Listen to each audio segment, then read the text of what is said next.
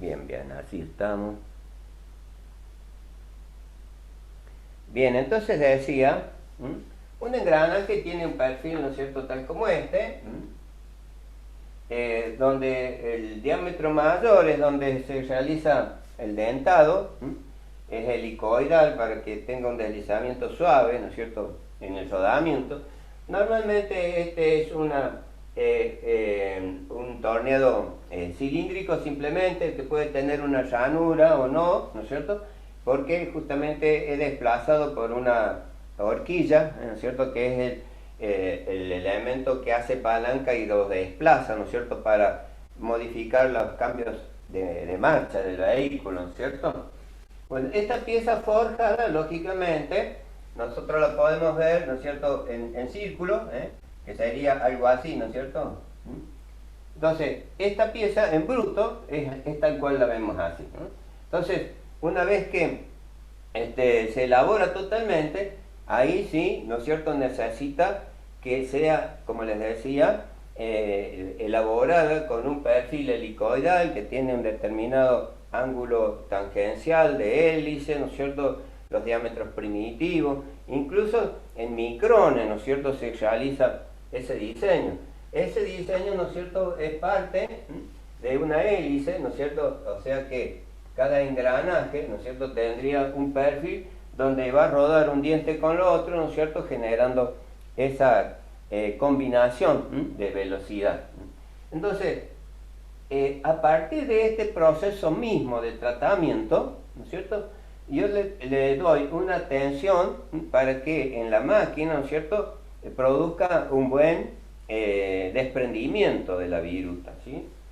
Creo que ya lo dije, ¿no es cierto?, una herramienta, por más afilada que esté, ¿no es cierto?, si el material no tiene resistencia, ¿no es cierto?, al pretender cortar, ¿no es cierto?, los planos cristalográficos se van a deformar en vez de producirse el corte, y por lo tanto no va a quedar una buena superficie de trabajo. Entonces tiene que tener una cierta tensión para que la herramienta, ¿no es cierto?, al cortar saque específicamente la cantidad de material y a su vez quede una estructura muy suave.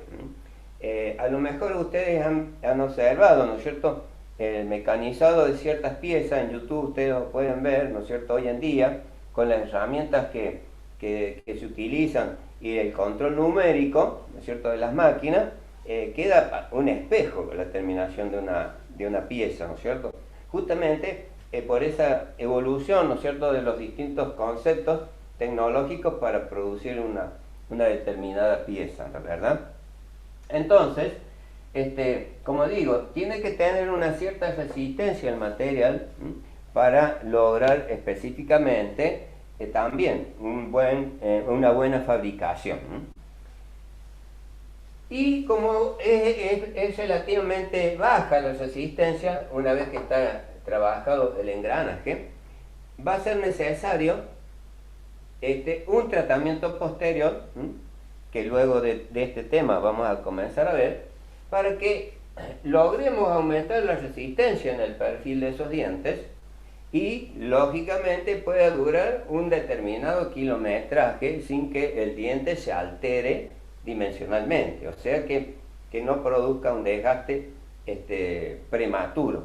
Si bien hoy con el tema de la obsolescencia en todos los productos, ya no son los engranajes que duraban eternamente en el vehículo, ¿no es cierto? A cada un determinado kilometraje hay que sustituir, ¿no es cierto? Serán 80, 100 mil kilómetros, pero hay que sustituirlos ahora, ¿no? Entonces, ese concepto, ¿no es cierto?, tanto del proceso de tratamiento en bruto como el de elaboración mecánica, va introduciendo tensiones internas en la estructura cristalina del material. Va generando tensiones internas. Y finalmente, esa tensión interna, ¿no es cierto?, cuando está terminada la pieza, también debe ser prácticamente nula. Nula. En lo que hace a la estructura resistente de toda la pieza, ¿no es cierto? En la superficie no es nula, porque aquí incremento la resistencia para que no tenga desgaste la pieza, ¿no es cierto? Pero ese es un tratamiento selectivo. En la estructura interna de la pieza, ¿no es cierto? Es decir, en el interior, ¿no es cierto? Tiene que ser muy baja, muy bajas, por no decir ausencia total de tensión, para que esa pieza, ¿no es cierto?, no se modifique en el tiempo y modifique el perfil que fue elaborada. No sé si se entiende. Si no entienden me preguntan, a veces cambiamos el esquema. Entonces, acá en este proceso no se van a generar tensiones o van a ser muy mínimas. Cuando va la elaboración, también el esfuerzo que yo aplico para cortar recibe tensión o transmite tensión interna a la estructura macro, digamos, de la pieza. Entonces, cuando se ha elaborado este perfil de diente, también, ¿no es cierto?, puede generar tensión. En el proceso final también puede generar tensión. Pero esa tensión ya es mínima y es controlable. Es mínima. ¿Por qué es controlable? Porque todo proceso, ¿no es cierto?, tiende a un equilibrio. Entonces, si la pieza que yo coloco en una caja de velocidad tiene una tensión, esa tensión en el tiempo se va a ir, ¿cómo diría?, equilibrando, ¿no es cierto? Es decir, que se va a ir estabilizando. Entonces, esa estabilidad, lógicamente, tiende a ser cero la tensión del material. Como todo proceso, ¿no es cierto? Cuanto mayor, ¿no es cierto?, es la diferencia al equilibrio, ¿cierto?, más va a ser la fuerza, la materia, ¿no es cierto?, para acercarse al equilibrio. Según el tipo de material, ¿no es cierto?, esa estabilidad va a tardar más o menos tiempo. Pero en este caso, esa estabilidad, ¿no es cierto?, tiene que lograrse al final de la elaboración de la pieza. Al final de la elaboración. Es como decíamos en el concepto de la resiliencia. La resiliencia es una tensión, ¿no es cierto?, que lógicamente hace que cuando el material recibe una carga, ¿no es cierto?, soporte esa carga, y cuando esa carga se libera, vuelve, ¿no es cierto?, a una situación de equilibrio o sin tensión, digamos así. ¿Verdad? Ese es el concepto, ¿no es cierto?, del equilibrio. Toda condición de equilibrio físico, ¿no es cierto?, es igual a cero. Ustedes saben de eso, ¿no es cierto? Por esa razón, digamos, del comportamiento físico que va a tener esa pieza en el interior. Entonces, ese es el concepto del tratamiento isotérmico. Que una vez que se ha transformado en el equilibrio, todo digamos, proceso posterior, ¿no es cierto?, no va a ser incrementado, ¿no es cierto?, en esa condición.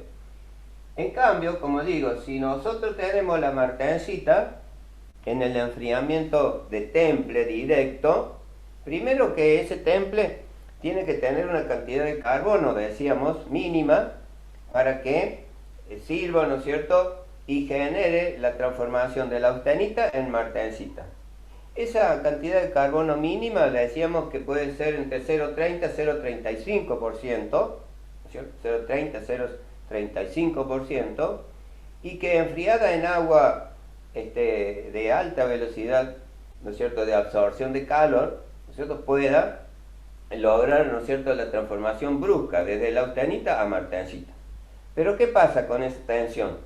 Lógicamente el material queda hecho un gusano, queda, ¿no es cierto?, el material, los cristales, por esa tensión, ¿no es cierto?, violenta que sufre. Con el revenido nosotros vamos a bajar, ¿no es cierto?, esa resistencia y se va a modificar, ¿no es cierto?, el gusano, y se va a se va a acomodar, digamos, el sistema cristalino. Y va a quedar con un residual de tensión, que es la tensión, ¿no es cierto?, que vamos a utilizar para el trabajo de ese material. En este caso, la tensión es mínima por el contenido de carbono, pero tiene elementos de aleación que le dan característica a la estructura cristalina de alta resistencia. Porque cuando esté trabajando ese engranaje, esa alta resistencia que está transformada como una tenacidad, ¿cierto?, va a evitar entonces que ese engranaje se deteriore por el esfuerzo que está adquiriendo, ¿no es cierto?, en el trabajo mecánico. Ese es el concepto, ¿no es cierto?, que tenemos que observar. La estructura interna, entonces, va a ser de tenaz, de elasticidad, digamos, y va a transmitir, ¿no es cierto?, la capacidad de resistencia a los dientes, ¿no es cierto? Pero esos dientes, ¿no es cierto?, tienen que tener una tensión también moderada, no al extremo como si fuera temple de la martencita directamente, porque también, ¿no es cierto?, ese diente, como es muy finito, normalmente en el diámetro medio, diámetro primitivo del engranaje, en las altas velocidades, como una cuarta, quinta velocidad, puede tener 2 milímetros de perfil, ¿no es cierto? Es decir, el grosor del diente. Muchos dientes y finitos, ¿no es cierto?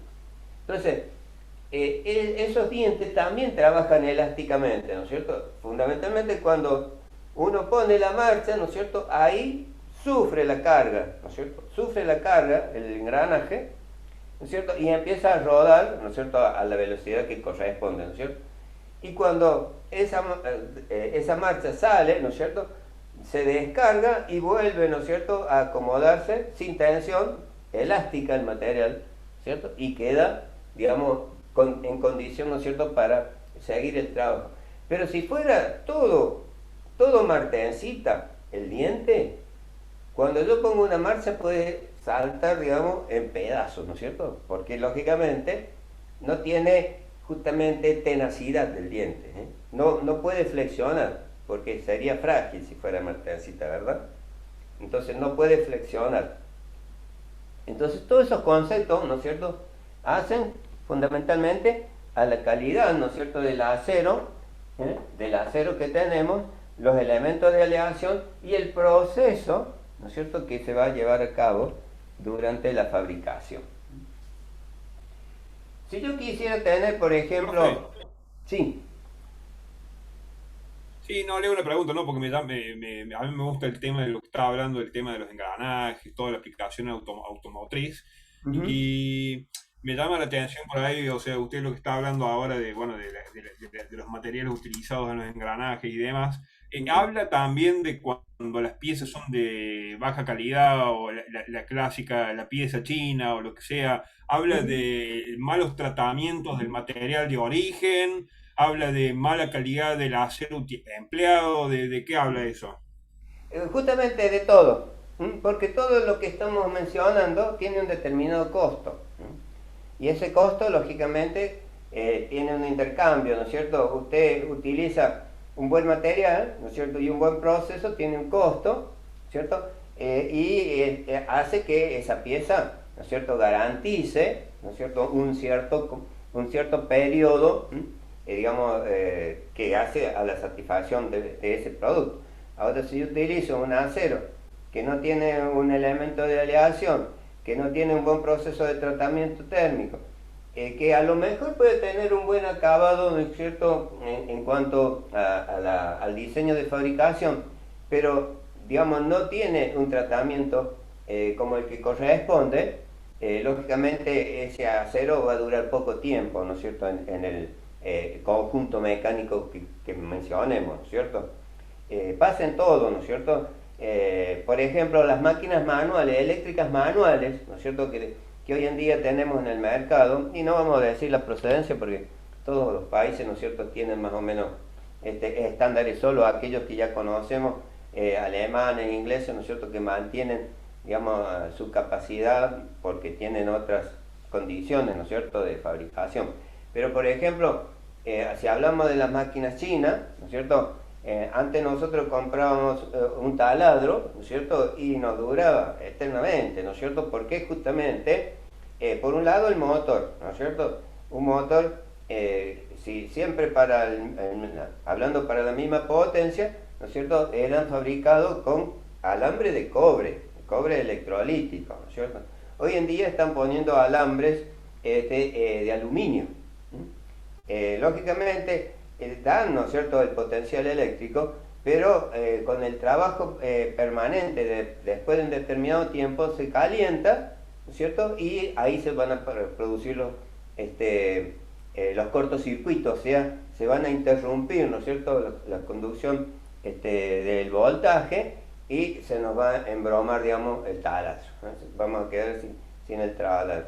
O los engranajes, ¿no es cierto?, internos, ¿no es cierto?, que tienen para transmitir, ¿no es cierto?, las distintas velocidades, o la velocidad, ¿no es cierto?, del núcleo del motor al mandril, ¿no es cierto?, pueden también tener una mala calidad, ¿no es cierto?, de la aleación, y también tener un desgaste prematuro, ¿no es cierto?, y lógicamente la duración no va a ser la misma como los que usábamos antes, ¿no es cierto?, en el caso de las grandes marcas, ¿no es cierto?, de máquinas eléctricas.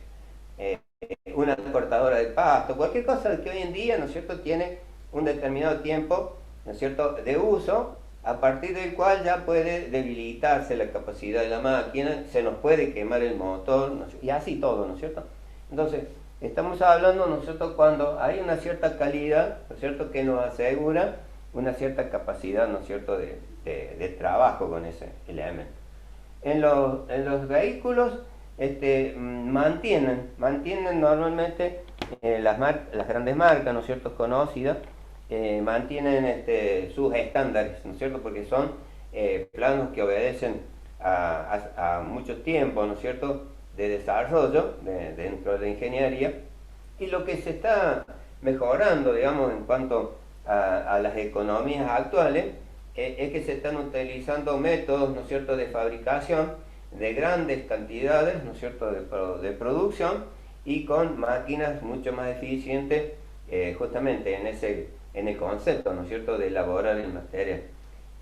Y lógicamente con el avance de la tecnología, los distintos procesos, por ejemplo los hornos de fabricación, ¿cierto?, constan con otros tipos de energías, ¿no es cierto?, u otros tipos de medios, donde se produce el adecuado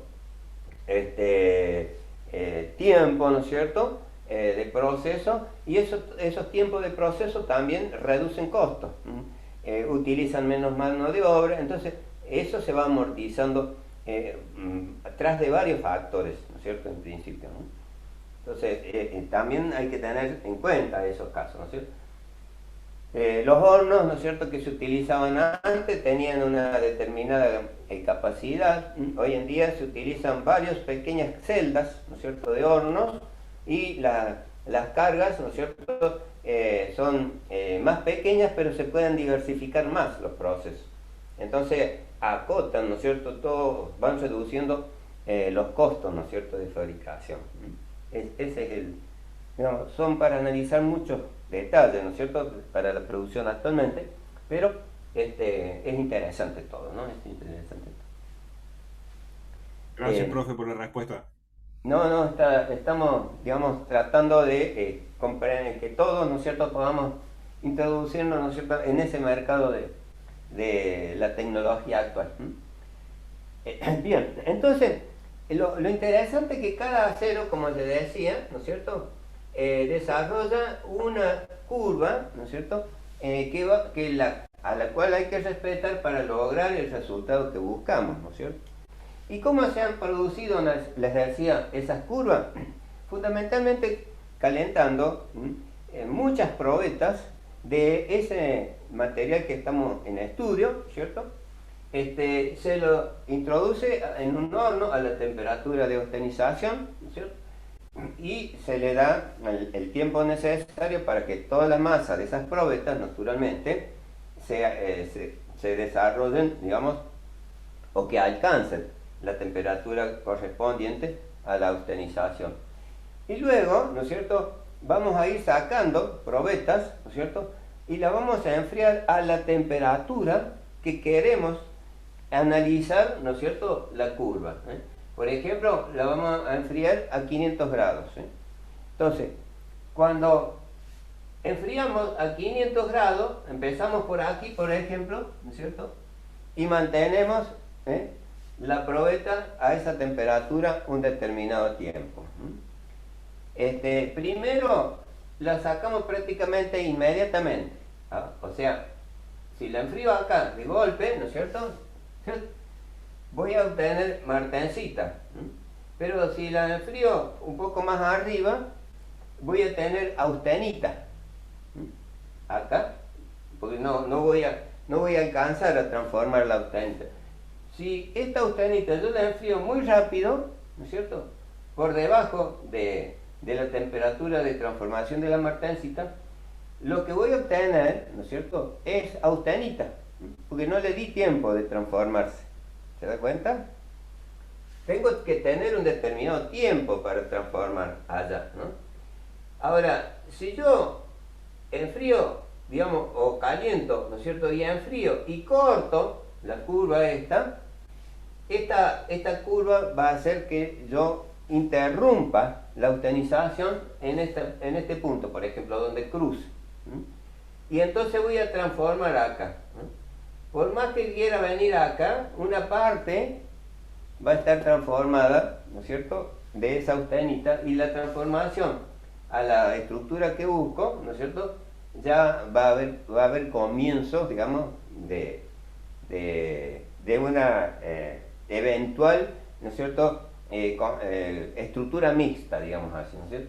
En cambio, si yo enfrío acá, mantengo, ¿no es cierto?, y voy sacando, ¿no es cierto?, siempre todas las probetas las voy a ir sacando, ¿no es cierto?, y analizando o sacándola, digamos, un determinado tiempo de este medio de enfriamiento constante.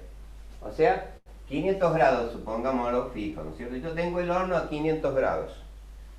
Entonces, enfrío la probeta, la meto al horno, pero inmediatamente las voy sacando. Y veo qué estructura tiene. Entonces, si yo saco una aquí, ¿no es cierto?, la enfrío, observo que tengo austenita. Saco, ¿no es cierto?, sucesivamente, saco acá una ¿no es cierto?, de una probetita, la mantengo este tiempo y la saco acá y observo qué es lo que tengo ahí, ¿no es cierto?, en la probeta.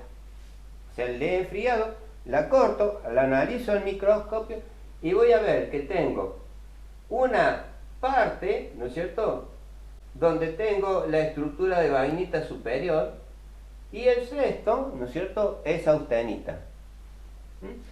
Saco otra probeta, la enfrío nuevamente y voy a observar que la vainita, ¿no es cierto?, que corresponde a esa estructura, tiene un porcentaje mayor y lo demás es austenita. ¿Se dan cuenta? O sea que acá voy a tener la vainita superior más austenita. Y al igual que nosotros habíamos observado acá, ¿no es cierto? Y si acá utilizamos la regla de la palanca, vamos a conocer cuáles son los porcentajes entre la austenita y la ferrita. Lo mismo pasa acá. A medida que voy sacando probetas, voy a ver una cantidad de vainita que se transformó a partir de la austenita, y el resto va a ser austenita, porque le falta transformar. Y así sucesivamente, ¿no es cierto? Voy a ir observando que a medida que va pasando el tiempo, mayor va a ser el porcentaje de vainita que voy a tener aquí, ¿no es cierto? Y cuando observe, ¿no es cierto?, y enfríe acá, ¿sí?, voy a observar que todo lo que había de austenita está como vainita superior. ¿Se dan cuenta? Y acá ya no importa el tiempo, ¿no?, porque yo acá ya no tengo transformación. Inició ahí y terminó ahí. Y así con todos los aceros que analicemos y a distintas temperaturas, y voy a ir observando, ¿no es cierto?, dónde empieza la transformación y dónde termina. Dónde empieza y dónde termina, así sucesivamente. Ese es, digamos, cómo se logran, ¿sí?, o cómo se lograron las curvas de transformación continua o curva de las S o curvas TTP, ¿no es cierto? Y entonces, de ese modo, ¿no es cierto?, la transformación, al no tener un salto térmico, digamos así, sino que es constante, ¿sí?, no genera tensión interna en el material. Por supuesto que este tiempo, ¿no es cierto?, este tiempo es mayor que el que yo necesito, ¿no es cierto?, cuando enfrío de golpe, ¿no es cierto?, o en forma instantánea, digamos, en un medio.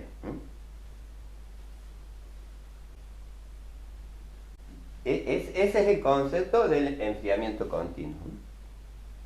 Entonces, estos engranajes, ¿no es cierto?, que tienen un acero especial, que tienen un diseño especial, van a tener mucha menor tensión, ¿no es cierto?, y esa tensión va a ser óptima, ¿no es cierto?, para ese resultado. Distintos tipos de materiales, ¿no es cierto?, se utilizan con el mismo fin, y por eso tenemos que la curva de enfriamiento continuo, cuando la veíamos en los diagramas donde habíamos clasificado los tratamientos térmicos, ¿no es cierto?, que decíamos que eran estos diagramas que habíamos visto así, ¿no es cierto?, estos diagramas, los tratamientos isotérmicos cumplen un tercer el gráfico de los tratamientos, ¿no es cierto? Entonces, estos tratamientos van a tener más o menos un comportamiento tal como este, ¿no es cierto? Aquí vamos a mantenerlo, se va a transformar en esta parte, ¿no es cierto?, y después enfriamos, ¿no es cierto? Este tratamiento de eutenización completa, ¿no es cierto?, son para los aceros hipoeutectoides, ¿no es cierto? Ahora, los aceros hipereutectoides, ¿cierto?, podemos calentar hasta una temperatura de eutenización incompleta, ¿cierto?, de eutenización incompleta. Y también, ¿no es cierto?, vamos a tener ese comportamiento. Después tenemos lo que se denomina Martempering, ¿no es cierto?, y Austempering. Austempering es muy parecido a este, ¿no es cierto?, Austempering, es decir, Austempering de austenita. Y la terminación ing, que es el que en inglés, ¿no es cierto?, define como la acción de austenizar. Por eso se llama Austempering, ¿no es cierto? Y el Austempering normalmente tiene una transformación tal como esta, ¿no es cierto?, y también la transformación se produce ahí, ¿no? Y después tenemos como tratamiento isotérmico estándares, ¿no es cierto?, que se utilizan mucho, ¿no es cierto?, es el Martempering, ¿no es cierto? El Martempering, ¿no?, puede ser normalmente con eutenización completa o incompleta, ¿no es cierto? Se enfría hasta una temperatura cercana, porque Martempering viene de martensita, ¿no es cierto?, hasta una temperatura cercana a la transformación de martensita, pero se la mantiene constante a esa temperatura, y luego, ¿no es cierto?, según la curva de las S, de ese A0, que tendría más o menos este comportamiento, nosotros mantenemos constante acá la temperatura y luego enfriamos rápidamente acá. Entonces acá vamos a obtener la temperatura de transformación isotérmica en la martensita, y va a estar por debajo de los 250 grados. Y como no hay un salto térmico directo, ¿no es cierto?, sino que el salto térmico va a ser lógicamente la tensión interna del material va a ser muy reducida. Va a ser muy reducida. Y también, lógicamente, vamos a lograr, digamos, una estructura de alta resistencia, de alta tenacidad, y con poca deformación. Este entonces es el Mark Tempering. Lo van a ver ustedes en los apuntes.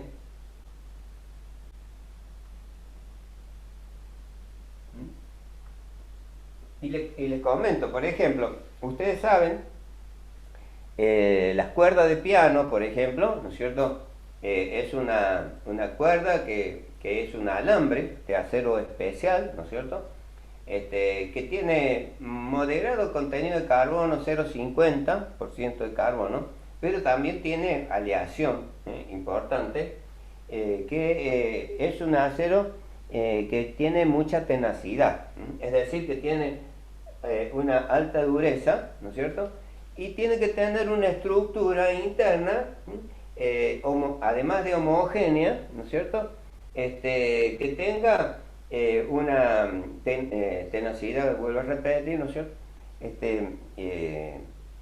Digamos, de cierto modo, definida, muy definida. ¿Por qué? Cuando está esa cuerda, ¿no es cierto?, montada en el instrumento, el piano, lógicamente un martillo golpea el alambre, martillo accionado por la tecla, ¿no es cierto?, del instrumento, y esa vibración que va a producir, ¿no es cierto?, tiene que tener una frecuencia de onda, ¿no?, de onda sonido, ¿no es cierto?, muy, muy específica, ¿no es cierto?, porque según la nota va a ser la respuesta de la onda sonora. Entonces, por lo tanto, la tenacidad de ese alambre es muy importante. La tenacidad de ese alambre es muy importante. Por lo tanto, lógicamente tiene que tener una estructura interna de calidad. Es decir, si no fuera así, no se podría afinar un piano, por ejemplo. Nos daría cualquier cosa tocar el piano, porque lógicamente no hay, digamos, una homogeneidad, ¿no es cierto?, en el proceso de trabajo de esa nota, por ejemplo. Lógicamente, la longitud de onda, justamente de resonancia de las distintas notas, ¿no es cierto?, varía, ¿no es cierto?, según los diámetros, ¿no es cierto?, que tengan las distintas, los distintos alambres de cuerda. Son muy específicos. Bueno, eso, ¿no es cierto?, como para que observemos cuál es la naturaleza del proceso, ¿no es cierto?, que se debe aplicar para estas condiciones, ¿no es cierto?, de trabajo. Bien, bueno, ¿qué les pareció esto? ¿Se entiende más o menos? En la fotocopia tienen más prolijo este diagrama, ¿no? ¿Sí? También pueden ver algo en YouTube, ¿no es cierto?, en procesos de tratamientos isotérmicos. Bueno, también hay algunos gráficos, creo que tenía a mano alguno por aquí, donde podíamos tomar ejemplo de curvas de las heces. Acá tengo, ¿sí?, parecida a lo que hice acá, ¿no es cierto? Ustedes observan ahí, en el borrador que tenemos acá, fíjense ustedes cómo, ¿no es cierto?, los elementos de aleación distorsionan las curvas del enfriamiento continuo.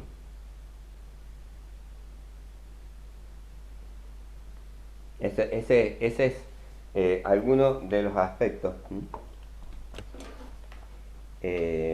Bueno, les voy a pasar a su vez después, para que lo alcancen a ver, ¿no es cierto?, también los detalles de los distintos tratamientos isotérmicos, ¿cierto?, y cómo acá las curvas de las S influyen sobre los tratamientos isotérmicos y algunos, ¿no es cierto?, de los tratamientos de temple y revenido que nosotros hemos estudiado ya, ¿no? O sea, acá estamos, digamos, aplicando el concepto de inicio y final de la transformación. Esa foto se las voy a pasar, ¿no es cierto?, para analizar. Y bueno, pretendía hacer un mejor diagrama en el pizarrón, pero bueno, se me complicó un poquito.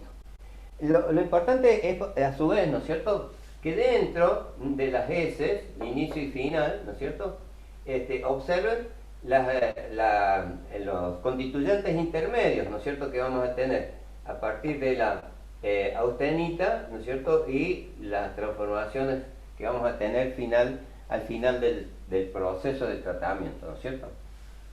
Esas serían las características.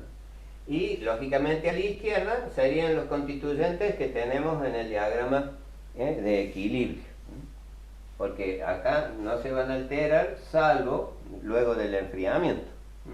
Acá no se alteran durante el calentamiento, ¿no?, los constituyentes. Bien, ese entonces es lo que vemos dentro de los tratamientos térmicos. Profe, Sí. una pregunta fuera del tema. Este, yo me pasé hace poco el 1M10 y quería saber si usted me podría agregar al aula virtual. Ah, bueno, de acuerdo. ¿Cómo me dijo que se llama? Misael Ferreira. Ah, bueno, perfecto. Ferreira Misa. Sí, me comentó usted. Sí, sí, Eh, sí. Para ir estudiando de los apuntes también. claro, exacto. ¿Ferreira con Y o común? Con Y, profe. Bien. Y dígame, eh, o sea, ¿se dio de baja en el 1M2? Sí, profe. Claro.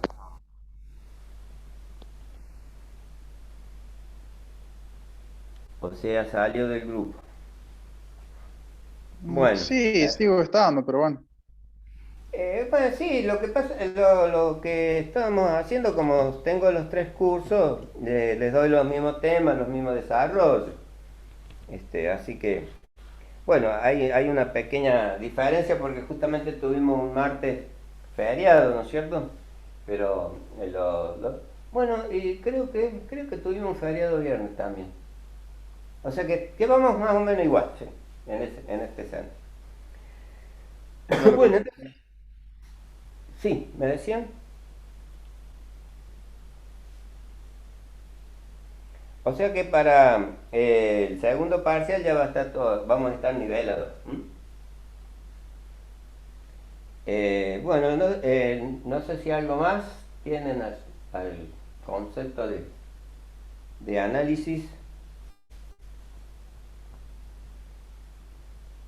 ¿Cómo andamos con los tiempos? Ah, ya estamos por cortar. ¿Hicimos algún recreo ya? No, no.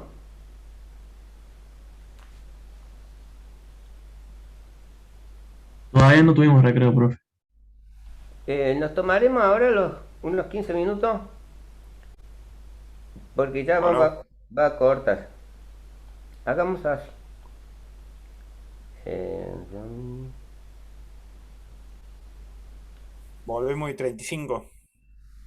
sí, correcto.